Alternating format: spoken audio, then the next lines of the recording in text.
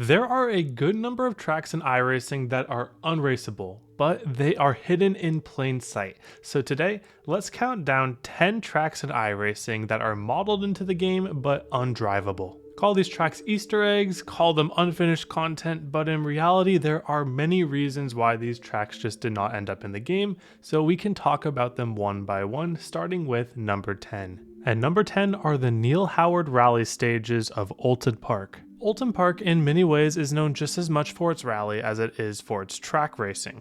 For instance, in 2019, the World Rallycross Series finally went back to Great Britain and made Oulton Park its first stage. In iRacing, however, it is impossible to access these rallycross stages. You can go and try to get into the infield, but you'll be met with invisible barriers, or on the off chance that you get through them, you will just fall through the ground. So why didn't iRacing include these stages in their initial scan of the track? Well, the answer is pretty simple. Oulton Park on iRacing came out around 2011, and that is far before Rallycross was added to iRacing as a whole. Even if this Rallycross edition was added into iRacing, however, I don't know if it would be that popular because, in particular, the interior dirt parts are very, very narrow. That's not to say they're impossible to race side by side in. I've seen it a couple times in these videos. I just don't think for iRacing it would be the perfect fit, but what do I know? I'm not the biggest rallier, so what do you think? Would this be a good addition into iRacing? At number 9, we have the Milwaukee Mile Road Course. This road course is just pretty much a roval with the Milwaukee Mile, similar in shape to the Kansas roval, where the interior section really doesn't have a lot going on except for one hairpin and a bend give or take that probably doesn't take a lot of skill in most cars. As we fly overhead, we can see the outline of this track in iRacing, where the entry and the exit of the roval portion would be in turn 1 of the track. Where you normally would enter and exit the road course, however, is covered by a barrier that you can try to get in between, but you'll just be hit with an invisible wall, as is the case with most of these tracks on the list. So why didn't iRacing include this configuration into the game? Well, it's probably because there are no real pro races run on this in real life. With all the research I've done, I could see maybe some SCCA racing being done on it, autocross, a lot of track days, very good for local racing, but in terms of actual professional level racing or competitive racing in general, there wasn't much on this track. iRacing also added Milwaukee a little bit later on into its lifespan, and by this point I think iRacing wasn't as eager to add every road course configuration possible into the game because they were starting to get more real road courses in, and we'll see this fact kind of mirrored on a couple more entries on this list. At number 8, we have the Charlotte Go-Kart track. This entry is going to be a little bit of a weird one on this list. I almost didn't include it because it's just a go-kart track in the parking lot of the interior of Charlotte Motor Speedway. But the reason I included this is because the outline of it is included on the track map of Charlotte Motor Speedway. Not only that, but it is in the color that indicates that it might have been supposed to be a configuration at one point. If you look at track maps on iRacing, as I have a lot for these videos, you'll see a slightly darker shade of gray used for just access roads or parking lots or just features of a track that aren't supposed to be raced on. And then the actual racing surface is this lighter shade of gray. Well, I'm very curious about this go-kart track because the go-kart track has a lighter shade of gray that seems to indicate that it is a real racing surface. If we go into iRacing, however, it is very much not a complete finished surface for the game. Again, it is hidden behind walls, invisible walls, and you would fall through the ground if you ever reached there. But there is a track there, and very interestingly, there are these arrows that go around the track. These aren't there in real life, and I don't know what the reason is for these arrows. Maybe camping or something? Who knows? But as for the go-kart track itself, it is a pretty standard flat go-kart track that you would see accompanying a lot of NASCAR tracks, either in their infield or maybe somewhere in their outfield. My theory, which could be completely wrong, is that this go-kart track was planned to be in the game initially, at least with the Legacy Charlotte as one of the first tracks in the game, because once again iRacing was trying to add a go-kart into the game since the beginning.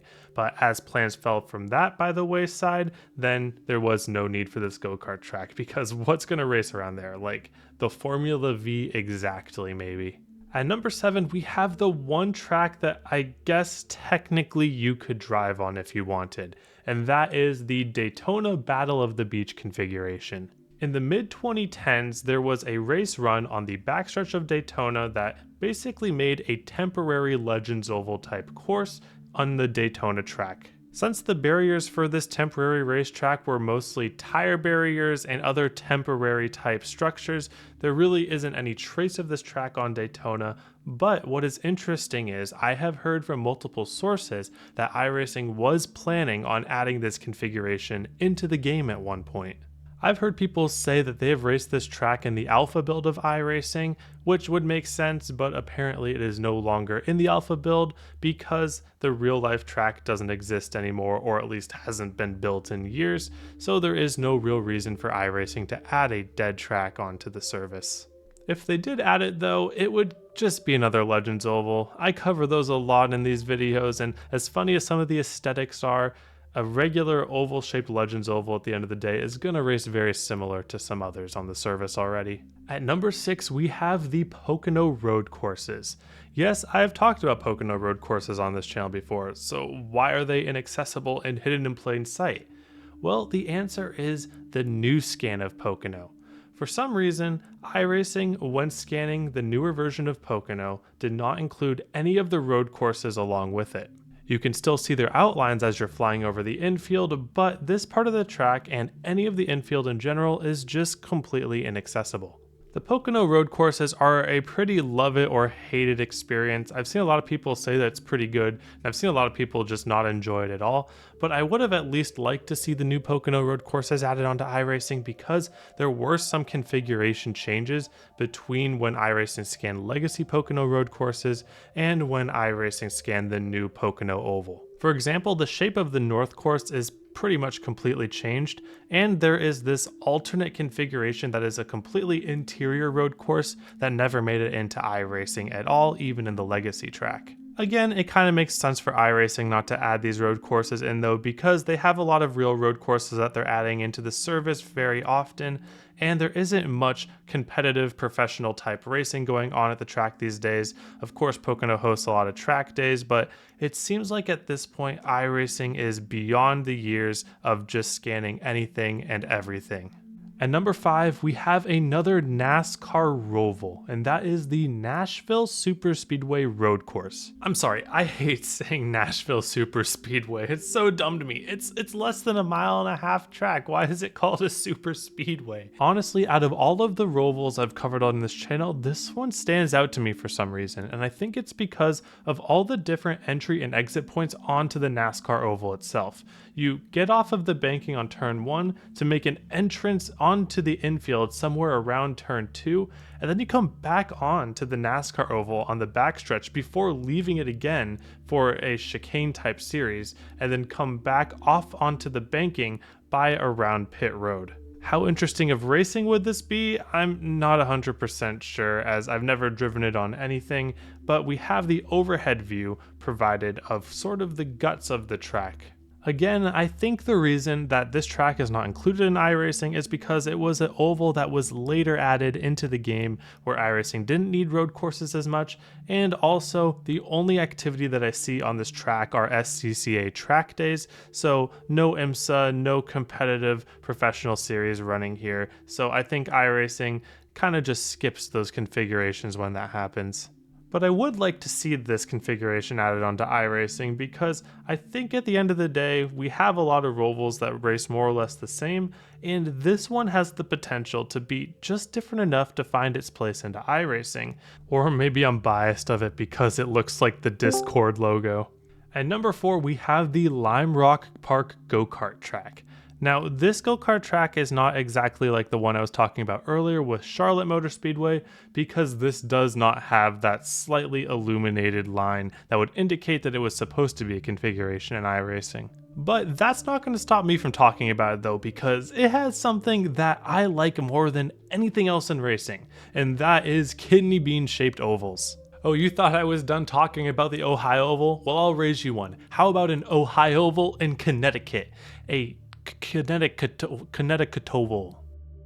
Well, it turns out when you put two Connecticut ovals together, it's not just a go-kart track, because according to Lime Rock Park, this is what they also call the autocross track. Proving grounds, as they like to say. So you can work on your car control, on your autocross vehicle, on these Ohio oval-like structures. And that big wide circle next to it, well, we can only guess what that's for. So should iRacing add this track into the game? Probably not. I just wanted to highlight it. I thought it was really cool. But if we ever get go-karts, hey, might as well. At number 3, we have another roval that was removed completely with an iRacing rescan, and that would be the Texas Motor Speedway road courses. Texas Motor Speedway has two short interior road courses that can be combined for one longer interior road course or made into a big roval using the entire track where you enter and exit these road courses on the backstretch. You can do all of this on Legacy Texas Motor Speedway, but you can't do any of this on the new Texas rescan. This track is another situation that it seems like not a lot has run on the road course at Texas Motor Speedway, nothing like IMSA or any of the sports car races like that, just local track days. But this is a pretty interesting thing that it was in iRacing for the Legacy, so it just shows that iRacing was more willing to add these road courses way back in the day, and they don't need anything like that now. I also don't know what experience having an updated Texas road course on the new scan would provide that isn't already accessible in the Legacy Texas road courses, and I'm pretty sure nobody from the iRacing community really missed those scans. And at number 2 is one more roval, but this isn't just any roval, it is the only roval on this list that goes outside the infield. That's right, we're going beyond the track limits, and that is going to be Michigan International Speedway's road course. But first, you can see the modeling of the infield road course at Michigan on both the Legacy and the up-to-date versions, and this course is still active, but mostly with track days, as you could have probably guessed. But this is a little bit different because IMSA has run here before, but only as recently as 1984. There is also an outfield road course at Michigan International Speedway, which can be seen overhead slightly, but this isn't any racing surface that would ever be used for iRacing, as this only connected to the infield road course prior to 1994. This configuration, however, held races for Can-Am and Trans Am back in the 60s and 70s. These days they are two completely separate courses, but neither of them are included in iRacing, even in the Legacy Michigan version. This one baffles me the most because I would think that iRacing would include at least the interior road course and the roval for Michigan's Legacy version, but it's just not the case, and I would really want to know why because it is kind of bugging me a little bit. Would I want to see these tracks in the game? I probably would, especially if we could find a way to combine the infield and the outfield, even though it doesn't exist in real life anymore. I think that that's a pretty interesting experience that I think only a place like New Hampshire has right now. And at number 1, we have the Silverstone Stowe circuit. Located completely on the interior of the international circuit at Silverstone, the Stowe circuit is the shortest course at the Silverstone complex. The main Stowe circuit is about 0.8 miles or 1.281 kilometers long, but there is a long Stowe circuit that has some extensions of the track that gets above 1 mile. It's interesting to me that even in the Legacy version of Silverstone, that iRacing didn't see a need to add this interior track, but it kind of makes sense as well because there isn't much racing going on this part of the track.